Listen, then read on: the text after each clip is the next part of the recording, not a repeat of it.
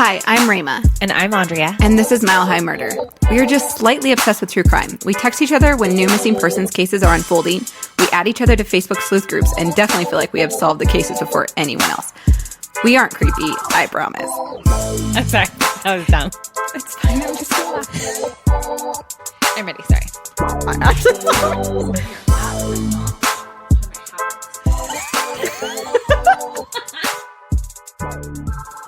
Hey. Hello. You guys, we're so excited because We have another live show coming up. I'm so excited. It's Me going to too. be October 9th, Wednesday night at Odell's, Odell's in Fort Collins. which is so cool. And what time? 6 o'clock. 6 o'clock. And we're going to do Fort Collins cases. Yes. So you don't want to miss that. It's going to be awesome. And if you are a listener, are like local, you're going to get 3 cases in one day. Yeah. 3 Right? cases in one day. Yep. Oh, yeah, because we're both doing 2. Yeah. So that'll be awesome. Yeah. So come out to the live show and have a beer with us and hang out. Yeah. And That'll be listen so to fun. our stories. Please come. So a couple of things off the top. Rayma and I are both getting over, well, she's sick. I'm getting over strep throat. So we don't sound normal. We don't. And we're in a different place. So if it's echoey, too bad. Sorry about that. It sounds a little bit different, maybe, but this isn't our usual. It's not our usual setup, but we're rolling with it because sometimes you're a sick mom. And it was either this or not releasing. Or nothing for 2 weeks. Yeah. So we decided to go ahead and record even though we're a little bit sickly. So this is for you guys because we love you so much. Yep. I hope you feel really loved by my very raspy, horrible voice. Totally. Okay, so I'm excited. What do you have for us? I have a case for you. Okay. Okay, so this I am loving, can I just say, all of the suggestions that are rolling in. Oh, me too. We've my gotten a gosh. ton. Yeah. Yeah, there are 2 that came in the other day that I was like, Yeah. And sorry, guys, it takes us a little bit to get to them sometimes, but we promise we're getting through them. There's actually one particular name that we've gotten like 5 times. Mm-hmm. That one I think we'll probably get to pretty soon. are we okay? We're like winking at each other like, okay. Yeah. Yeah, I'm excited about that one. Yeah, me too. I think like when we made our list, I was like, that's going to be a good one. Yeah. Mm-hmm. You can do that one. Okay, thanks. Okay, so this today is so this was submitted by Mallory. This case is about her best friend, and so so crazy. I know a lot of details came from her, but the other ones came from CBS 4, CBI Cold Case Files, Heavy.com, MonstersandCritics.com, new one for me, and the DenverChannel.com, and Investigation Discovery. They just did a thing on this. So this is the murder of Leigh Porter out of Cotopaxi, Colorado, which is a super fun place to I've never heard of that before. That's a new one. County. Okay. Yeah. I haven't been there. Nope. Not to this place. Okay. So but here we go. I'm excited to continue on our little Fremont County journey. There's so much in Prison Valley. Okay, here we go. Leigh Porter was a 19-year-old from Cotopaxi, Colorado. A fun fact, the population of Cotopaxi is 47. Whoa. Sorry. I had to take a drink of water so I don't cough. No, it's fine. It's the middle of nowhere. Hey, if you got a cough, 47 that's crazy. I could never, ever live there. Ever. Nope. I couldn't do it. Okay, so it's a little mountain town, and the main hangout is a general store / gas station, and also it is the only restaurant in town. Whoa. No. No, thanks. So I love this because one of the first things that Mallory told us was about Leigh, and she says that Leigh was a tiny, fiery, beautiful girl. She was feisty and adventurous, but most importantly, she loved her friends and family with her whole heart. Her brother was her biggest idol, and she always looked up to him. She made friends with just about anyone, and everyone loved Leigh. Oh. So Leigh graduated high school in 2013 in Florence, Colorado, and then went on to Trinidad State Junior College to study massage therapy. Oh. Which I'm like, hey. Yeah. I'll be your... Yeah. You can practice on me. So while she was at Trinidad, she actually met a dude. She met a dude. He was a 38-year-old man. Oh, okay. Named Jesse Mcsorely, but he actually went by Jesse Mine. Okay, I don't like him already. No. So they began dating, and as the story goes, he becomes controlling. By December of that year, Leigh had dropped out of college to go live with this guy. And in the middle of all of this, her brother, who he says, and like everyone will tell you, like they were best friends, he actually moves to California, and it just like breaks Leigh's heart. Oh, I know. So while all of this is going on, Jesse, the 38-year-old man, decides to introduce Leigh to heroin. Ugh. Yeah. Okay, I really don't like it. I know. He's the worst. So obviously, as heroin does, it starts, like, her life starts spinning out of control.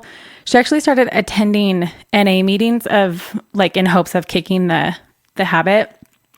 And then in mid-2004, Jesse actually decides that he is ready to get clean. And so, excuse me, he tells Leigh that he's moving to the East Coast. So he has family out there. So he's going to move out there. Okay, so he like gets her all addicted and then he leaves to get clean. Quote, I guess. Yeah, he's a great guy. So she's heartbroken. She now has no place to live. And so she posts on social media asking for friends and family to help because she's afraid she's going to be homeless. So she actually posts on Facebook, and an old high school classmate from Florence High School reaches out, and his name is Christopher Wade. And he tells her that he has a room in his apartment in Westminster. So she's like, oh my gosh, thank you so much. You're saving my life. A few days after moving in, on June 3rd, 2014, Leigh is reported missing. By who? Friends and family. Okay. Her friends and family say she is not a runaway. She has no history of running away, and it begins obviously to look sinister. So after looking through her phone and social media records, the Westminster PD gets a warrant for the apartment she's been living in with Christopher. Okay, yes, good. Because he didn't report her missing. Right. As they begin to do their research into Wade, they look back at his high school days. And this is one of the things that Mallory, in her message to us, was like, this dude was creepy. Like, he was the guy who sat at the back of the classroom, like, wore all black. Like, he's just this really creepy guy. And he actually was, like, that was what his classmates called him, was creepy. Just creepy? They found a school notebook where he would write in detail his desire to kidnap and torture girls. Oh, what? Yeah. Okay. He was bullied and teased and actually went into the military and begins to study martial arts. I really need to find a picture for you because, Okay. We'll put it in the Facebook group because, Oh. Mm-hmm. Now I'm really curious. And I'm sure everyone else that's listening is super curious. So her mom, Leigh's mom, Renee, starts to look at Leigh's phone records because she's on Renee's like phone plan, so she can see all the things, you know? Okay. Okay. So, she is looking like for something, any kind of clue, and she sees this number like repeated over and over, and it's Christopher Wade's. So she calls the number and she tells Christopher, oh man, that's crazy. Yeah, that she's looking for her daughter. And so he tells her the story, like, Leigh was afraid she was going to be homeless, so he offered his apartment to her, but then she came over and just decided not to stay. Like, she wasn't going to live there. Okay. He said that in the middle of all of this, she actually gets a text on her phone and then leaves without warning. And that's it. Weird. Yeah. So, which I'm like, no, thank you. Yeah. I wonder, like, as her mom, what you, like, I don't know what I would have done, you know? Like, do you I mean, I think alarm bells would be like yeah. going off immediately, but whatever. So Chris tells Renee that he has deemed himself Leigh's accountability partner. And this is how she finds out that Leigh is addicted to heroin. Oh my gosh, that's crazy. Yeah. Like, thanks so much, dude. And then he tells her that he has no idea that Lee is missing. Oh, okay. So he's just basically saying that she didn't stay with me, so I don't know where she, like, right, exactly. How would I know she's missing? But has he heard from her? Like, not according to Chris. So Lee's mom calls Max, her brother, and says, hey, I talked to this guy named Chris Wade. And Max goes, no, that guy is super odd. He's really quiet. He's kind of a misfit. And then shortly thereafter, Wade is interviewed by police, and he says he's very concerned. He wants to help. He starts posting online. Oh, God. Begging for her to come home. Like, it's so gross. And he tells the police what he told Lee's mom. Oh, but then he adds that he, when she was over at his house and Lee got the text, he says, oh, by the way, there was a man in a white truck and Lee got in and left with him. Like, failed to mention that to her mother. Okay, yeah. That's a big deal. You should probably mention that part. Yeah, ridiculous. So as part of talking to the police, he allows the police inside his apartment, and it's, oh my gosh, it is so disgusting. I'm expecting this. Oh my, so disgusting. And did you get to see pictures of it? Yes, and you see like a video like walkthrough. Oh, was this on the investigation discovery it must thing? Have been, or maybe it was on the YouTube thing that I found. But anyway, it is, and one of the cops is like, there ain't no way a girl would be in that apartment. Yeah. His story could be partially true. He said that, I may have put it in my notes, but this guy was like, there's clearly no, like, he doesn't even have soap in this apartment. There's just like sticky, nasty mess everywhere. And then he says it, there's no soap in sight.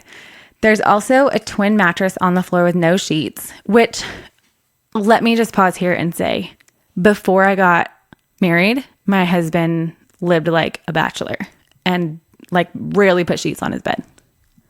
Yeah. I mean, kind of normal, but everything else seemed, with everything else, it was just, red flag. So while they're scoping out the disgusting apartment, they find a knife on the counter with bleach spots on it. And that leads them to invite him back in for a formal interview. So he tells them... Okay, hold on. He just left this knife on the counter? Yes. But he's saying, like, his story is that he, like, cut himself or whatever and then cleaned the knife off. With bleach. With the bleach, as you do. Yes, every time I cut myself, I clean the knife with bleach. Correct. Yeah, so dumb. Okay, so he tells the police that he was raised in a very religious home, but now is super deep into pagan beliefs. This is a great video. This guy's a nut job. Because then, while he's in the interrogation room, he whips out a stack of tarot cards. Oh my gosh. Yep. And he is like, let me show you Lee's most recent reading. I literally, right next to that, I wrote eye roll in all caps. I wonder what the police were thinking. Like, how do you not crack? How do you not laugh? And you're just like, come on, dude. That actually like really makes me curious about some of the funniest things that they've ever like encountered during interrogations. Cause that's ridiculous. So dumb. So dumb. I don't think I could take that guy seriously. No. So in the process of all of this, he shows them text messages and Facebook messages, kind of documenting their relationship, because the officers start saying like, you know, were there any romantic feelings or anything? And he's like, no, nothing like that. And then, there was the one time that she leaned in to kiss me. Ugh. And the great thing about this is that the cop who made the comment about the no soap in sight, he was like, there's no way. There's no way. That's funny. So after she tries to kiss him, he is like, no. But then, lo and behold, they start having sex. Okay. And mid-coitus, she gets a nosebleed. So this explains why he had to take the sheets off the bed, because she got a nosebleed. Obviously. Okay, so now he's saying that there's blood somewhere on those sheets. Correct. Too. So they find this really interesting, the police, and this is the best. The detective says, quote, he was a bit of an odd guy, and it seems strange that she would want to have sex with him.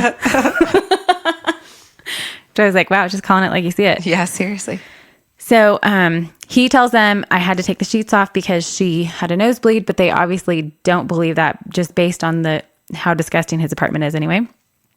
So as this is continuing, he finally goes, I have to have a lawyer. So the interview ends. So they're just kind of stuck at this point. There's nothing that they can do because he gets a lawyer. So Max, her brother, starts to get suspicious, and he flies back to Colorado from California. Yeah. Yes. This is like grassroots, boots on the ground effort. So he actually befriends Chris in an effort to gain his trust and convinces Chris to meet him at a park to do a tarot card reading to try and find Leigh. Oh my gosh. Yeah, it's so bomb.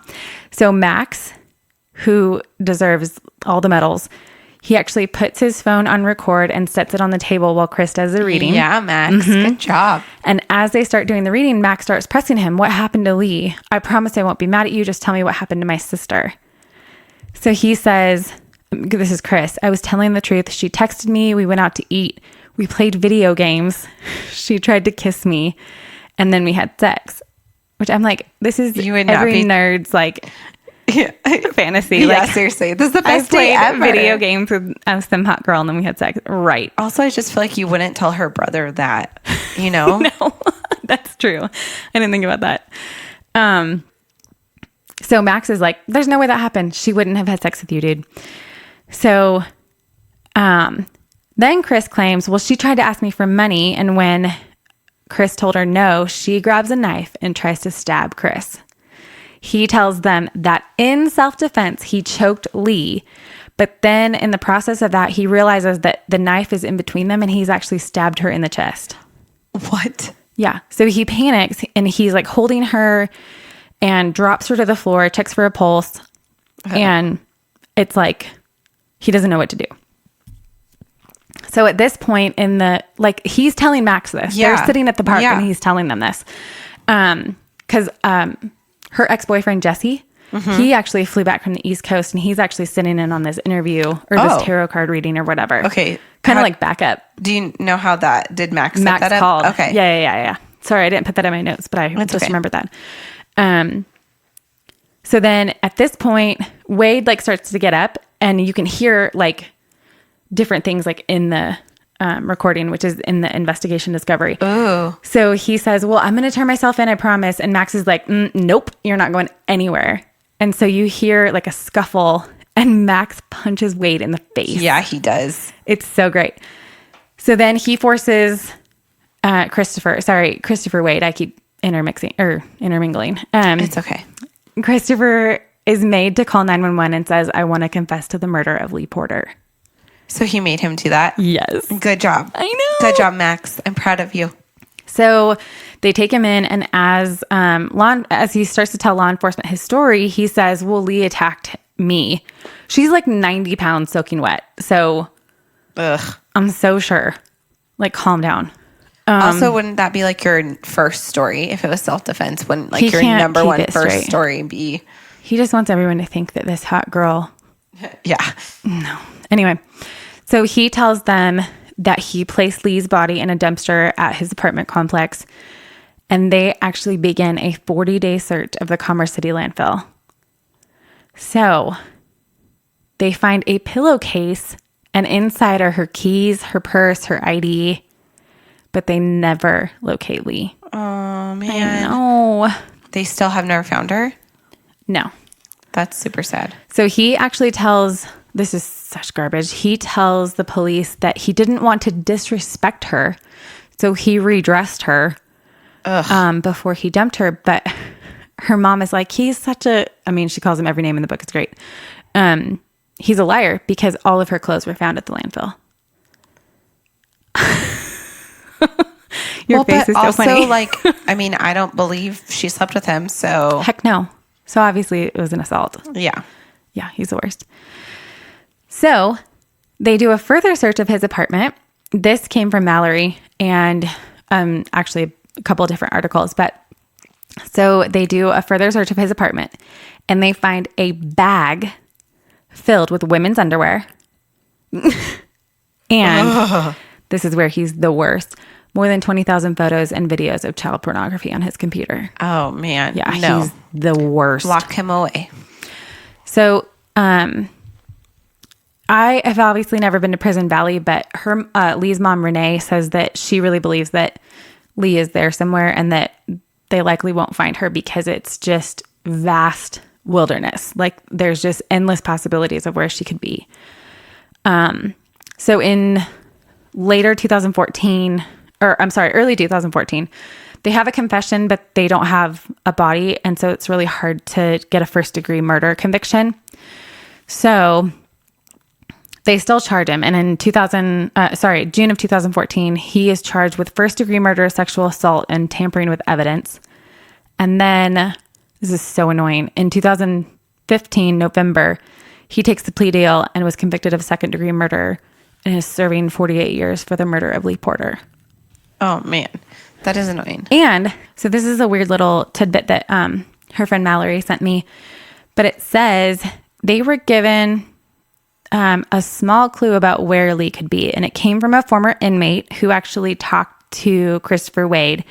And he says that Christopher told him that he put Leigh, quote, here, there, and about, end quote. Ugh. Yeah. Ugh. So gross. Don't like him. No. So you can watch Leigh Porter's story on Valley of the Damned on Investigation Discovery. It's in the Fremont County, series. Yes, that. And it's just sad because obviously their loved one is gone, but they just want to bring her home. And her precious mother was like, I want to leave. I want the heck out of here. Oh. But I feel like I'm abandoning my daughter if I leave. Like, she needs to bring her home. Sad. So if you know anything, please help. Yeah. Bring her home. It's crazy that they're able to find so much, but not at the her. landfill? Yeah. I know. That's really bizarre to me. But that makes me think maybe he didn't put her in the dumpster. Well, yeah. Like, maybe he put everything else. But also, landfills are crazy and they are. Stuff is 40 days though. That's intense. Yeah. So anyway, sad story, but it is. Well, I'm glad that Mallory was Mallory. she shared that with us. I know. I'm really happy. She shared it with us a while ago. So thanks for being patient as we worked on our list. Yeah. Thanks for joining us every Wednesday for a new case, guys. If you are a fan of Mile High Murder, consider subscribing and writing a review and sharing with your friends. You can also follow us on Instagram at Mile High Murder Podcast or search for our discussion group on Facebook. We're always searching for Colorado cases to cover. If you have a case you're dying for us to share, send us an email at milehighmurderpodcast@gmail.com.